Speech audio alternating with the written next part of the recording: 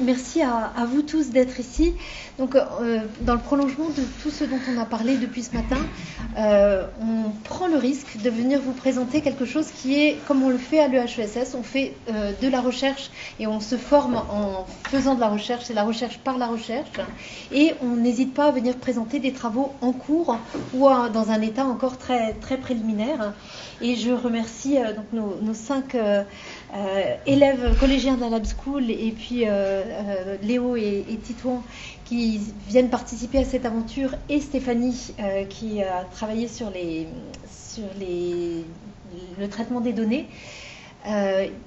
Les élèves vont vous raconter comment on a commencé à lancer cette étude, et je tiens à préciser que c'est vraiment une prise de risque. C'est la première fois qu'ils s'expriment dans le cadre d'une journée d'études. Certains d'entre eux ont déjà participé à une émission de radio, et l'idée de ce projet, c'est vraiment de faire de la recherche de manière un peu différente. J'ai parlé tout à l'heure de la posture des chercheurs, c'est d'être dans une posture très participative, de construire à partir des questionnements des élèves. Et là, la spécificité, c'est que les élèves ont été associés à l'ensemble du processus, depuis la construction de la problématique jusqu'à l'analyse des résultats. Et je vous en dirai quelques mots tout à l'heure. Je vous laisse commencer, Ulysse.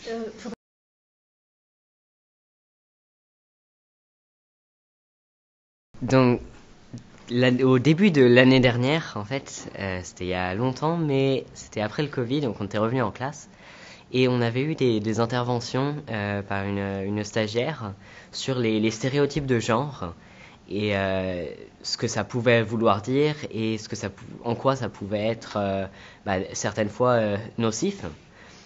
Et c'était très intéressant, on avait appris beaucoup de choses là-dessus. Et puis ça avait mené après à différents questionnements sur la façon dont on pourrait faire en sorte que la classe soit plus accueillante, que ce soit en fonction des stéréotypes de genre ou même de la question du genre en général.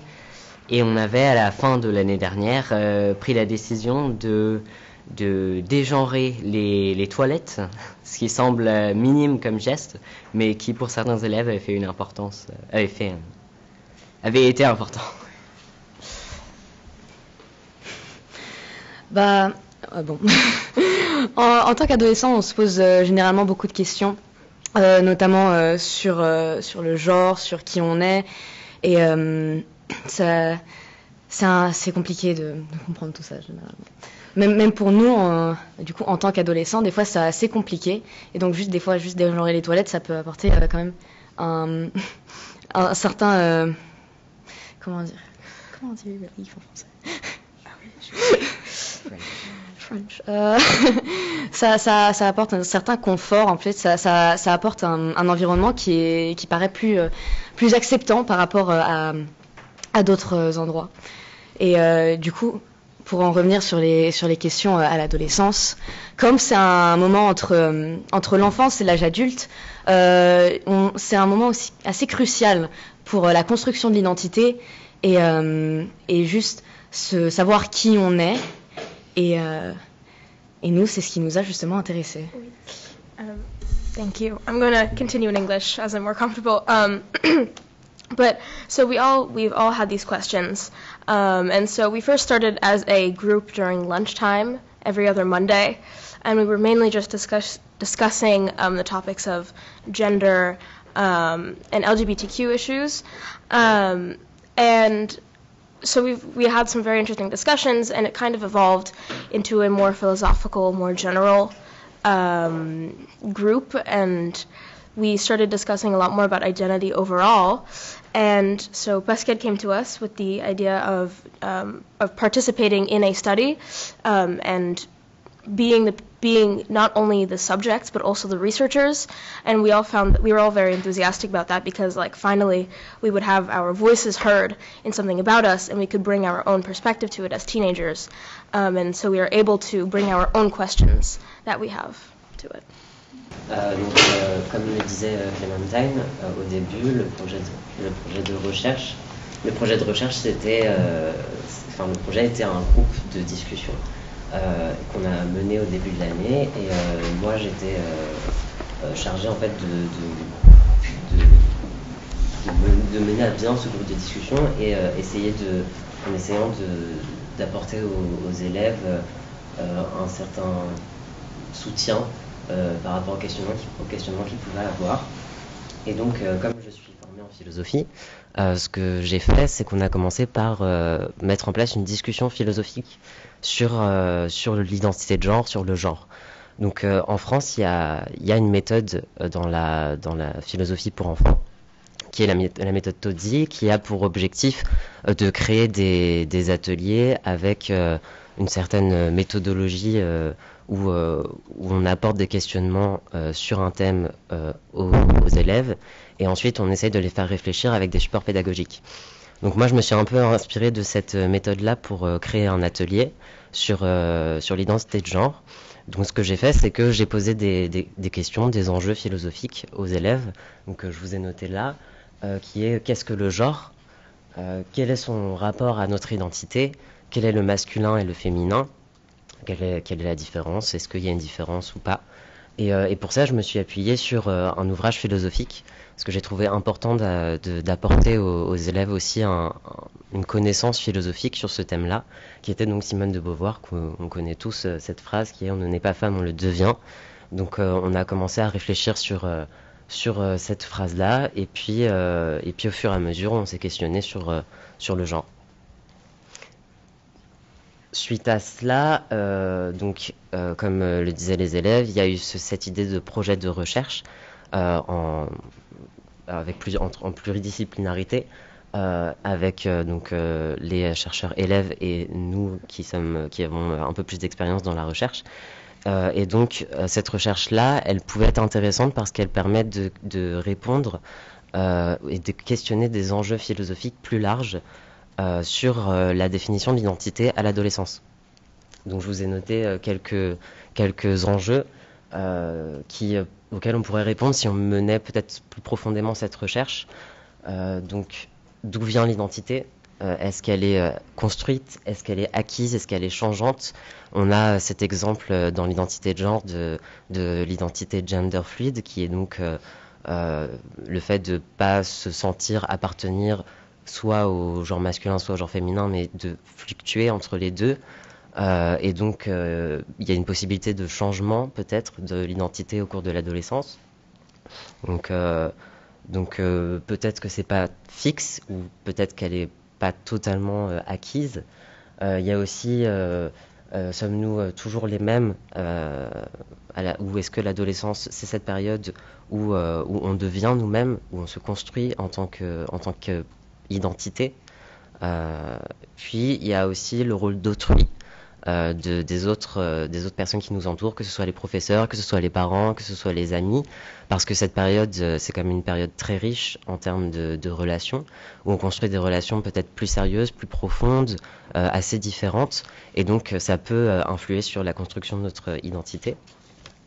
Et enfin, j'ai mis un autre enjeu qui est peut-être un peu différent des autres, mais qui est aussi intéressant, qui est l'aspect esthétique de la construction de l'identité, dans le sens où à cet âge-là, on exprime notre identité aussi dans le monde, on s'incarne dans le monde, avec peut-être une expression de genre particulière, avec en voulant, je sais pas, porter des vêtements qui nous plaisent beaucoup plus, qui correspondent plus à notre identité.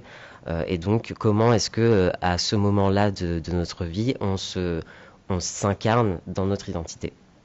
Donc là, c'était pour vous dire aussi que l'idée de travailler sur ce projet de recherche m'est venue d'un séminaire avec Zoé Moody, qui est enseignante à l'Université de Genève à la faculté des droits de l'enfant et qui elle-même a mené plusieurs enquêtes avec des élèves comme co-chercheurs. Elle a fait une intervention en novembre ou décembre dans le cadre de mon séminaire et c'est à la suite de cela que j'ai eu l'idée de proposer l'enquête. Et donc ça, c'est tiré de son intervention et ce qu'elle montre, c'est que, en fait, même si on se souvient un peu de notre enfance, une fois qu'on est adulte, c'est forcément une reconstitution a posteriori et que donc le fait de travailler avec les élèves comme co-chercheurs, ça permet d'avoir accès directement à leur vécu et sans que ce soit dans une position surplombante. Et elle nous a beaucoup alerté aussi dans cette intervention sur tous les biais qui sont possibles, parce que bien sûr, comme l'a souligné Natacha tout à l'heure, là, ils ont choisi de participer à l'enquête, mais ils n'ont pas choisi d'être à l'école, ils n'ont pas choisi d'être dans cette école. Et donc, il y a tout un point de vigilance à avoir, à être conscient des rapports de pouvoir, des biais que ça peut induire, de la notion de désirabilité aussi. Des élèves, ils ne vont pas forcément nous dire certaines choses parce qu'ils savent que ça peut avoir des conséquences. Donc, on ne peut jamais être dans une situation idéale, on n'est pas des pairs pour autant, des pairs PAIRS évidemment, mais en étant le plus vigilant possible, on peut veiller à réduire tous les risques, et c'est pour ça aussi qu'on a constitué un comité éthique auquel participe Zoé Moody et auquel participe aussi Samuel Arabal qui est parmi nous. Donc si vous avez des questions sur la déontologie de la recherche avec des mineurs, vous pourrez les poser. Pour moi, c'était très très important d'avoir ce regard extérieur sur notre projet. Tu peux... Dis-toi, je te laisse raconter. Oui. Clémentine l'a un peu dit tout à l'heure, mais je vais juste revenir dessus. Moi, je suis arrivé au moment où donc les discussions philosophiques avaient déjà été abordées, et il y avait l'idée que Pascal avait apportée de faire une enquête ensemble avec les jeunes comme co-chercheurs et chercheuses. Et donc, je suis arrivé à ce moment-là. Moi, je fais un master en sociologie, et pour essayer d'accompagner, donc je suis venu à peu près une fois par semaine. On se voyait une fois par semaine et on discutait sur ce qu'on allait faire. Est-ce qu'on va faire, au début c'était est-ce qu'on va faire des entretiens, est-ce qu'on va faire un questionnaire. Donc on a décidé de faire un questionnaire, et après comment on construit le questionnaire, quelles questions on choisit de poser, pourquoi, comment. Donc c'était une fois par semaine. On réfléchissait à mettre en place notre questionnaire, à comment on va le faire passer, sur quelle plateforme, à quoi il va ressembler. Le questionnaire. Donc on a d'abord testé, moi j'étais pas encore arrivé dans cette école, on a d'abord testé sur les gens de l'école, sur les élèves de l'école, et ensuite on a pris un panneau, j'arrive pas à trouver le mot, un panel plus large de personnes, et c'est ça qu'on s'est mis du coup à le diffuser. On a demandé aux élèves aussi de le diffuser à leurs amis, leurs proches, leurs familles, et de leur demander aussi de diffuser pour avoir un échantillon le plus large possible. On n'a pas pris en compte toutes les personnes, on a pris seulement les 12-18 ans. 13-18 ans, ouais. Parce que en fait, à la base, c'était les personnes qui se considéraient comme adolescentes dans leur tête, pas forcément au niveau physique et physionomique.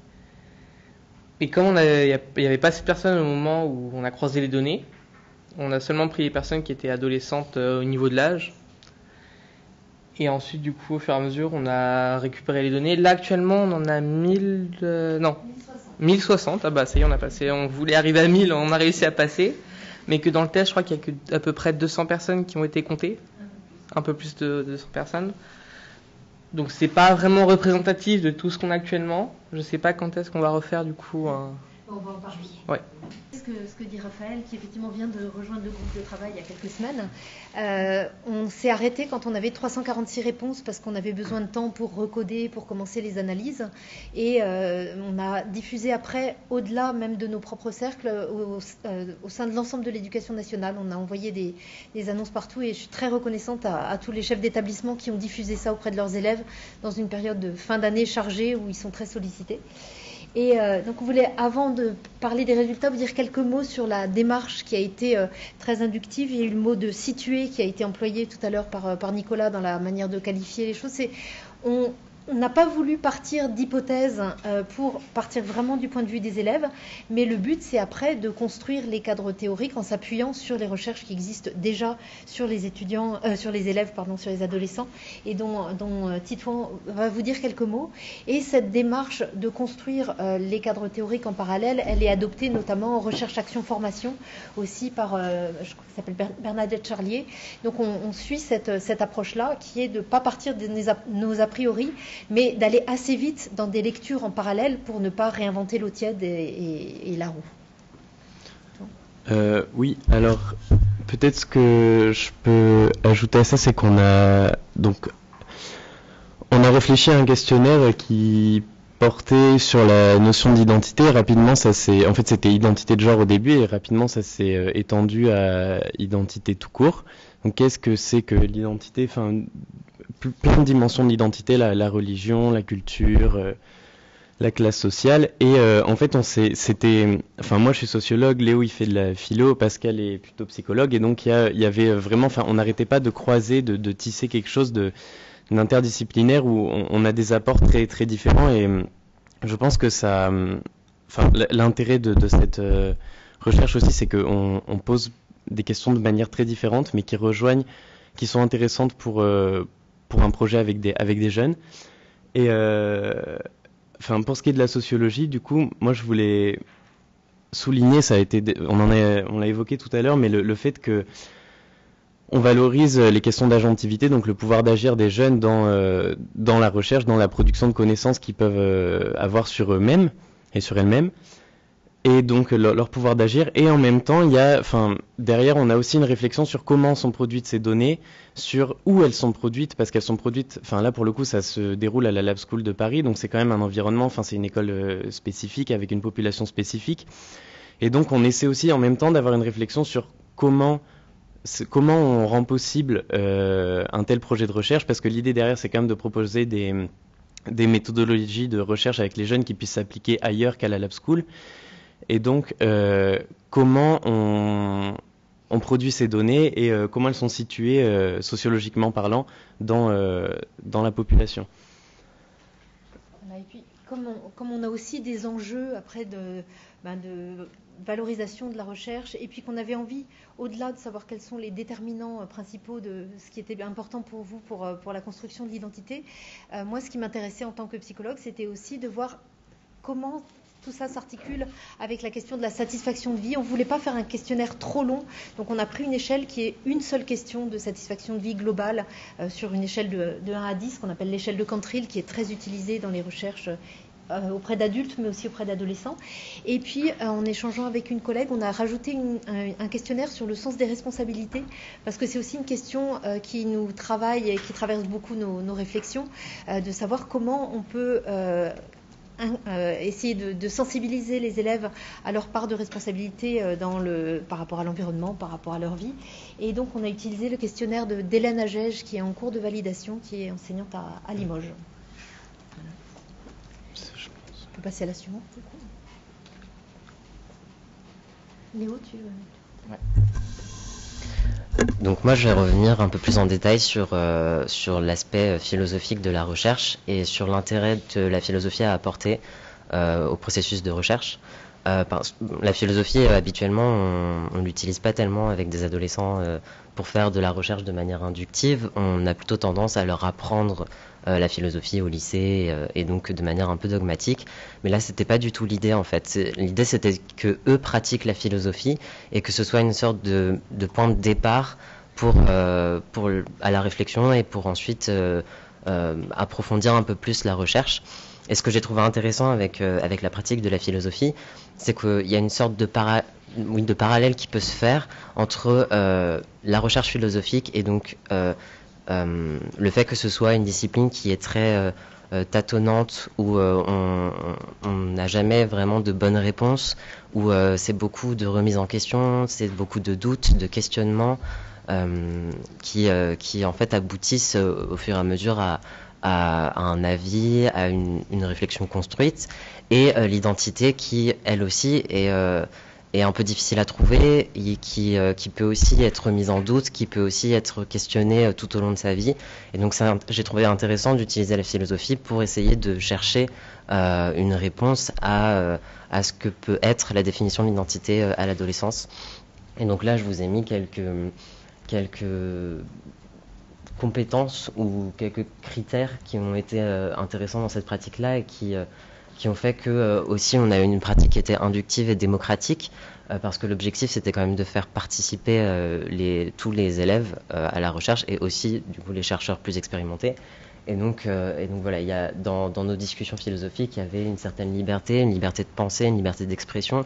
Tout le monde pouvait donner son avis, tout le monde pouvait argumenter avec ses propres idées. Il y avait aussi le fait que ce soit une recherche collective et donc une certaine construction collective d'une vision de l'identité, d'une vision du monde de l'adolescence dans l'époque contemporaine, qui est quand même une époque assez compliquée. Aussi, il y avait il y avait cette idée de partage et donc d'écoute, de respect et d'inclusivité qui font partie des critères quand même assez importants de la démocratie. Donc voilà pourquoi le fait de philosopher ensemble sur cette recherche était intéressant et que je pense que ça peut être fait beaucoup plus largement dans les établissements scolaires parce que ça apporte une certaine richesse que ce soit pour les enseignants et pour les élèves. J'en profite pour vous dire, si vous avez envie d'intervenir, quand on s'est mis d'accord sur la structuration de l'exposé, c'était assez intimidant pour nos élèves de venir parler devant vous, donc on a vraiment prévu les interventions, mais n'hésitez pas à reprendre la parole à n'importe quel moment. Si maintenant vous vous sentez à l'aise, vous voyez qu'on est entre nous. N'hésitez pas. Voilà, donc je vais donner la parole à Stéphanie pour présenter les premiers résultats de l'étude. Je voulais signaler que Liv, en particulier, a beaucoup participé à l'analyse des résultats. Elle n'a pas envie forcément d'en parler, mais je sais qu'elle a posé beaucoup de questions et qu'elle a beaucoup contribué.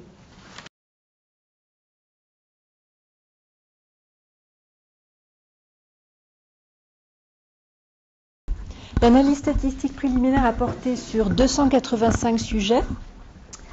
Des sujets âgés de 13 à 18 ans, représentés majoritairement par des femmes à presque 60%, un petit tiers d'hommes et 8% de participants non binaires. Donc les variables sociodémographiques qu'on a considérées sont aussi l'habitat, avec une représentation assez équitable de participants dans les grandes villes de plus de 50 000 habitants et dans les villes petites à moyennes. Et on a aussi pris en compte le niveau socio-économique avec quasi 2/3 des sujets issus de la population des classes supérieures et 1/3 des classes moyennes et inférieures. Diapositive suivante. Alors une série de questions portait sur les dimensions déterminantes pour la construction de l'identité pour l'adolescent. Et ils avaient retenu parmi ces dimensions la politique, la culture d'origine, le genre, l'orientation sexuelle, les loisirs et la religion. Donc on a analysé ces dimensions en fonction du genre, de l'âge, de l'habitat et du niveau socio-économique. Et donc la question par rapport à ces dimensions était sur une échelle de 1 à 7, quel est le niveau d'importance de chacune de ces dimensions dans la construction de l'identité? Alors tout d'abord, les dimensions n'ont pas toutes le même niveau d'importance dans l'échantillon de nos 285 sujets. Statistiquement, toutes les dimensions sont différentes entre elles, sauf les loisirs et le genre, qui sont les 2 dimensions les plus importantes dans notre échantillon, suivies par la politique, l'orientation sexuelle, puis ensuite l'origine culturelle, et enfin la dimension la moins importante estimée par les participants, qui est la religion. Diapositive suivante. Alors, quel est le rôle de la variable genre dans l'identité? Ce qu'on vient de voir dépend en réalité varie selon le genre. En effet, pour les hommes et les femmes, c'est la variable loisir qui est la plus importante dans la construction de l'identité, alors que dans le groupe non binaire, ce sont la politique, l'orientation sexuelle et le genre qui sont les variables les plus importantes dans la construction de l'identité. Et de fait, les groupes sont statistiquement différents en termes d'importance et non-binaires codent plus d'importance pour ces variables que les femmes et les hommes et moins d'importance aux loisirs que les hommes et les femmes. Diapositive suivante. Alors, quelle est l'importance de la culture d'origine dans la construction de l'identité? Sur cette dimension, on observe un effet du niveau socio-économique avec le résultat que la culture d'origine, cette dimension est plus importante pour le groupe issu des classes moyennes et inférieures que pour le groupe issu des classes supérieures. Diapositive suivante. Donc ça, c'était pour la dimension de la culture d'origine. En ce qui concerne, cette fois, on quitte les dimensions d'importance et on s'intéresse aux résultats qui concernent l'échelle de satisfaction de vie. Donc là, on avait d'abord un effet de genre, avec un résultat qui montre que les hommes et les femmes ont un niveau de satisfaction de vie plus élevé que les non-binaires. Mais en réalité, on va le voir, c'est un résultat qui est un petit peu plus compliqué par des interactions multiples que je vais décomposer pour essayer de les présenter plus simplement. je vais d'abord commencer par décomposer l'interaction entre le niveau socio-culturel et l'habitat, où on a pu s'apercevoir que le score de satisfaction est plus élevé dans les villes petites et moyennes que dans les grandes villes, mais seulement dans le groupe issu des classes supérieures. Et en réalité, cet effet se complique. Inférieur. Moyenne et inférieure. Et en réalité, ce qu'on observait comme résultat, c'était que on a une triple interaction qui montre que ce résultat, en réalité, est plus prégnant chez les non-binaires. Donc, en réalité, cette différenciation du niveau de vie dépend du niveau socio-économique et de l'habitat. C'est un résultat qu'on a retrouvé sur plusieurs dimensions. Diapositive suivante. Ensuite, on a exploré les résultats sur l'échelle de sens des responsabilités et de connaissance des responsabilités. Et c'est le sens des responsabilités qui montrait le plus de résultats. Donc, encore une fois, le sens des responsabilités, tout comme la satisfaction de vie, varie selon le genre et le niveau socio-économique. En premier lieu, le sens des responsabilités est plus élevé dans le groupe issu des classes supérieures que dans celui issu des classes moyennes et inférieures, mais uniquement dans le groupe non binaire. D'accord ? On a ici le score de responsabilité en fonction du genre et en fonction du niveau socio-économique. Et on voit que chez les non-binaires, en effet, on a une moyenne inférieure seulement pour le groupe issu des classes moyennes et inférieures. Mais il y a une autre façon de regarder ces résultats. On peut retourner l'interaction. On se rend compte que, alors que dans les classes supérieures, les non-binaires ont un score de responsabilité plus élevé que les femmes et les hommes, c'est ce qu'on voit ici. Donc, classe supérieure, les non-binaires sont plus responsables que les hommes et les femmes. Et bien, dans le groupe issu des classes moyennes et inférieures, c'est l'inverse. Ce sont les femmes qui ont un sens des responsabilités plus élevé que le groupe non binaire. Diapositive suivante. Voilà, alors on pourra discuter l'interprétation de ces résultats qui sont très partiels. Il y avait plein d'autres questions sur la politique, sur toutes sortes d'autres questions qui n'ont pas encore été analysées ici. Mais donc ce qu'on voit en tout cas, c'est qu'on a des variations qui sont assez importantes selon la classe sociale, selon qu'on vit dans des grandes ou dans des petites villes et selon le genre. Hein. Et donc on a hâte d'investiguer l'ensemble de l'échantillon puisque d'abord c'est évident, les premières personnes qui nous ont répondu étaient les personnes les plus proches de nos environnements, même si on avait réussi à en atteindre 340. C'était principalement, je pense, autour de nos propres réseaux, par les réseaux sociaux. Maintenant, sur les 1000 réponses, on a des personnes de lycées professionnels, d'écoles de collège ou lycées publics, et je pense que déjà, la proportion des classes sociales seront différentes, peut-être la proportion des non-binaires également. On s'est centré sur la définition du genre, mais il y a aussi toute la question de l'orientation sexuelle qui n'a pas du tout été explorée pour l'instant. Donc, je pense quand on étudiera si les personnes qui se définissent comme LGBT, QIA et autres ont des réponses différentes des autres, on aura aussi des résultats complémentaires. Mais là, c'était tellement préliminaire qu'on s'est arrêté, on s'est limité à ça. Donc les caractéristiques de l'échantillon, c'est un biais énorme de recrutement. Un autre biais énorme, et on en a parlé avec les élèves, c'était les questions qui ont été posées, puisqu'on est parti de leur propre questionnement. Et en discutant avec Hélène Agege, elle me parlait d'une enquête un peu similaire qui était en train de se monter, même si les enfants ne sont pas co-chercheurs en milieu rural. Elle dit, en milieu rural, c'est l'orientation professionnelle, c'est de savoir si on va exercer le même métier que son père ou sa mère. Hein. On peut imaginer que dans d'autres collèges où il y a beaucoup de violence ou bien où il y a des problèmes de drogue ou autre, la question des addictions ne s'est pas posée dans nos discussions. Peut-être qu'elle se poserait maintenant parce qu'on est allé plus loin. Donc c'est vraiment une première étape, une première enquête, et l'objectif, ça serait, on travaille avec le groupement pour le climat scolaire, avec la CARDI à l'échelle de l'Académie de Paris, et peut-être qu'on pourra le faire à plus large échelle, ça serait de construire des questionnaires avec des collégiens et des lycéens dans différentes villes pour voir quelles sont les questions qui reviennent, quelles sont celles qui sont spécifiques à un environnement qui est celui de la Lab School, dont on sait très bien que même si on accueille des boursiers, même si on a des tarifs dégressifs en fonction des revenus familiaux, on a quand même de fait, Nicolas avait fait l'analyse sociologique des situations des parents, on a quand même beaucoup trop de bac+5 pour être représentatif de la situation, enfin de la population générale. Donc ces résultats ne sont en aucun cas ni publiables ni généralisables, c'est vraiment un premier témoignage, une première expérience. Et donc on est tout à fait conscient des biais, et si vous en avez d'autres à souligner qu'on n'a pas souligné, on serait très heureux de vous entendre le dire, parce que le but c'est bien d'après de pouvoir étendre cette étude et de l'améliorer, de combler les premières lacunes. Je ne sais pas si vous avez envie de dire un mot sur ce que ça vous a apporté cette étude. Je vous prends un peu à brûle-pourpoint, sinon je peux redire ce qu'on a dit entre nous, mais... In English, if you want.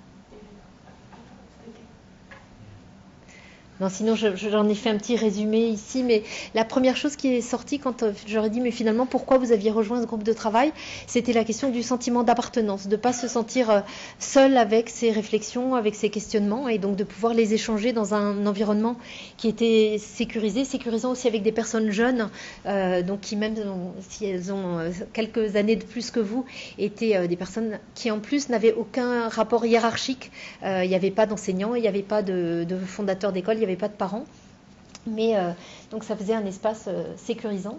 Ce que vous avez dit aussi, c'est que ça vous a donné, enfin c'était engaging.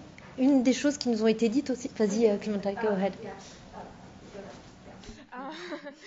Yeah, I think it was really interesting too to be able to use something that we all really care about. We really care about like our identities and these issues, and so it was really, I think, meaningful to be able to use that in a productive manner. That was, like you were saying, very engaging, and yeah, I just found it was a very supportive environment where we could really like express ourselves, and yeah. And be ourselves, and I think we all really learned a lot from each other because we all brought different things to the table. So. Et moi, en tant que chercheur, je pense que c'est partagé peut-être par mes collègues, c'est le sentiment d'utilité sociale de la recherche, la question de l'identité, la question de l'adolescence, la question de la réponse à toutes les questions émergentes liées au genre, à l'orientation sexuelle, réfléchir aussi à faire de l'éducation à la sexualité qui ne se limite pas à l'éducation à comment on met un préservatif et comment on fait les bébés, qui est encore trop souvent le cas et qui par un manque de formation, et donc on a vraiment tout un travail à faire. Donc on cherche à être très modeste, on est vraiment là pour partager des réflexions, des préoccupations, pour apprendre de ce que les autres peuvent nous apporter aussi. Mais donc cette dimension d'utilité sociale de la recherche me semble extrêmement importante, surtout ici à l'EHESS, où je sais que c'est une préoccupation partagée par nombreux de mes collègues. Je peux mettre là. Alors pour les perspectives, je garde la parole parce que c'est moi qui coordonne l'étude, donc par la force des choses, je suis pas à l'aise d'être celle qui parle le plus, mais c'est comme ça. Donc l'idée, comme je l'ai déjà dit, c'est d'élargir les analyses à l'ensemble des participants. Oui, je vous ai donné quelques images de nos séances de travail, je vois que ça suscite un peu l'hilarité. Donc de poursuivre l'analyse sur les données qu'on a déjà, mais surtout de pouvoir élargir le dispositif et de le documenter de façon à ce qu'on n'aura pas forcément des chercheurs qui pourront être dans les lycées en appui pour lancer la démarche, mais donc ça veut dire aussi de déployer une méthodologie qui soit suffisamment facile à mettre en œuvre. La question du volontariat, puisque là ça a été, comme l'a dit Zéro tout à l'heure, on se voyait entre midi et 2, et assez rapidement, ce qui nous a été, c'est Clémentine, pardon, ce qu'ils nous ont dit, et je les remercie parce que ça fait partie des feedbacks dont on a besoin, c'est ça serait quand même mieux si ça pouvait être pendant les heures de cours, parce que là ça prend sur notre pause. Donc on a réussi à voler les heures de cours en fin d'année dans certains domaines où les enseignants ont été suffisamment généreux pour dispenser les élèves de cours, ou bien pour ouvrir à toute la classe. Et donc la première présentation de l'ensemble des données, on l'a fait lors d'un conseil d'élèves avec toute la classe. On a recensé les questions, et celles qu'on vous a présentées sont les questions qui se sont posées pendant le cours. Donc on a essayé vraiment de faire quelque chose d'aussi participatif que possible. Et donc si vous avez des pistes aussi pour trouver d'autres écoles, collèges, lycées qui auraient envie de s'engager dans cette démarche pour l'année 2022-2023, l'idée de faire un travail avec des enfants co-chercheurs, ça a séduit plusieurs personnes qui ont assisté au séminaire de Zoé Moody, et on envisage de mettre en place un groupe de travail pour continuer à réfléchir aussi sur les implications éthiques et déontologiques par rapport à ce genre de démarche. Donc si vous avez des idées, des conseils, de recommandations, elles sont les bienvenues. Et donc je crois que c'est la dernière slide. Voilà, merci. Il est encore possible de participer à l'enquête, donc j'avais mis le lien, on vous l'enverra aussi. Et j'invite Evgeny qui nous a fait l'amitié, Evgeny Ozin de l'Université de Nanterre, qui nous a fait l'amitié de venir discuter ce sujet, à poser les questions et répondre.